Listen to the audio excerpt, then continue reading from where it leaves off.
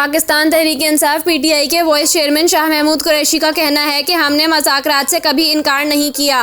खैबर पख्तूनख्वा और पंजाब का फैसला आईनी नौयत का है। मज़ाकरात आइन की फ्रेमवर्क के अंदर होंगे। 90 रोज़ के अंदर इंतखाबात आइन ही की शक है, इस पर हम कोई लचक दिखा नहीं सकते।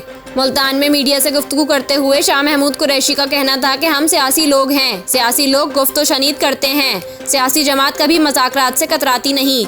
मज़ाकरात की हुदूदों कयूद होती हैं, हमने हमेशा कहा है मज़ाकरात के लिए तैयार हैं। शाह महमूद कुरैशी का कहना था कि मज़ाकरात आइन के अंदर रहते हुए होंगे, आइन से मावरा नहीं हो सकते। 90 रोज़ के अंदर इंतखाबात आइन ही की शक है, इस पर हम कोई लचक दिखा नहीं सकते, वो तो आइन से रूगर्दानी होगी।